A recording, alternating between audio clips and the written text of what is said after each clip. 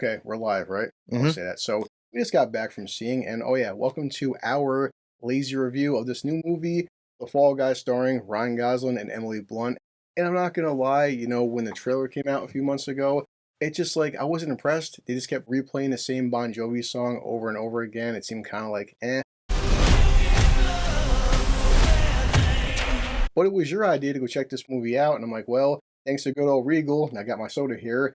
I wasn't paying for it, and I also paid like $5 for your ticket. And I'm like, you know what? Let's go check out The Fall Guy. So yeah, before we get into my rating system, because it's another one of the films where it doesn't have a complicated plot, and we'll talk about it. What is the premise of The Fall Guy? Apparently, it's based off of or loosely or remaking a 1980s TV show. I don't remember. And Ryan Gosling plays a stuntman. Now he's a stuntman, and he's a stuntman for Aaron Taylor Johnson. And to his credit, this guy from Bullet Train to other films has come a long way since the days of Kick-Ass. And basically, Ryan Gosling gets into an accident because he's a stunt guy, and he's out of the game for 18 months. He has a small, well, we'll say love affair or dating, romance, whatever, with Emily Blunt, who at the time she's a stunt coordinator, hmm pretty much. And after 18 months, he ends up getting a phone call, Ryan Gosling, from a producer. Hey, listen, now Emily Blunt's character, it's been a year and a half. Now she's a director, and she needs you to come back because, well, you were the best of the best.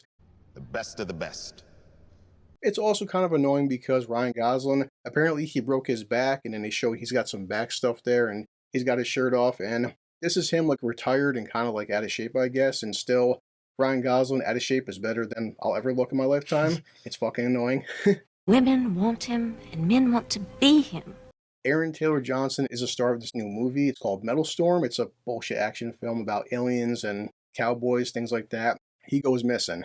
So Ryan Gosling, being a stuntman, has to go find Aaron Taylor Johnson, and that's pretty much the entire plot, right? Yep. So that's all we can say because it's not a complicated plot, and let's get into my lazy questions. The question I always ask myself, and now you, because this is actually, we did 2 lazy reviews in 1 week, which is a record for us, and I'm happy.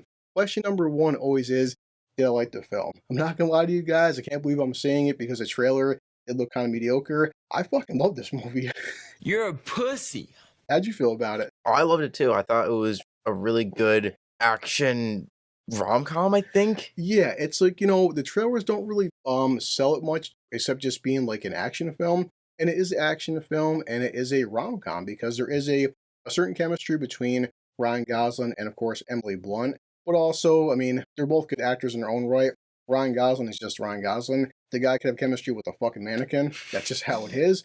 And what's really cool before the film starts, you have the director, David Leitch. Now, apparently, David Leitch was a stunt coordinator on all the John Wick films. He also directed Bullet Train, hence Aaron Taylor Johnson. He directed Deadpool 2, also directed Atomic Blonde.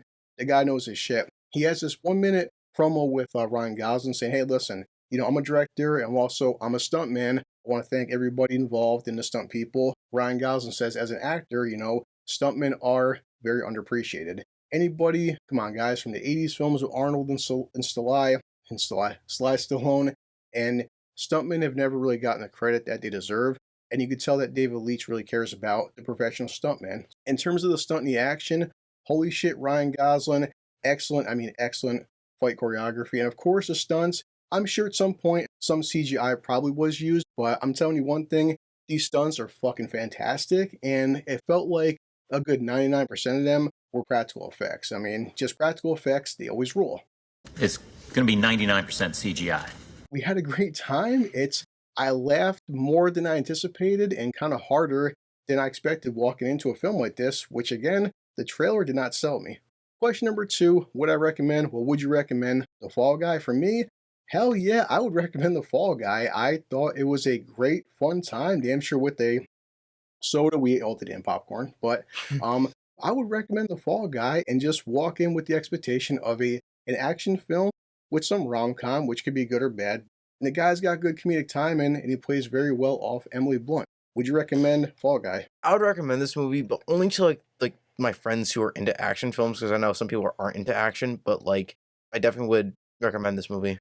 But question number 3, always important for me, because you know what? I didn't pay for it. I did pay for your ticket, but do I tell people that? Do I think that this movie is worth your hard-earned money? And for me, Yeah, I really do. I think this movie is worth full price. I had a great time watching it. And do you think this movie is worth a full price admission? Yeah, definitely. Shut up and take my money. Yeah, that's pretty much all we can say. Every film we talk about in review, we have to rate it. This one is no different. So, I mean, how do you want to rate The Fall Guy? For me, it's just a fun action rom-com. But how would you rate The Fall Guy? How would I rate it? Mm. I would say Yo, can you please maybe hurry the fuck up? that this is probably a great action flick. Great action flick. Okay, so we'll go with a great action flick. Simple as that. All right. Soothing action. Let me grab Bender. This calls for a drink. Yeah, I should be drinking, but I'm about to go to work. And remember, don't drink and drive, kids, even for an idiot like me. And I was pulled over for drunk driving. one last thing, every single video, we always need a catchphrase. It's called a catchphrase. He's going to bed, and me, as always, I have to get ready for work.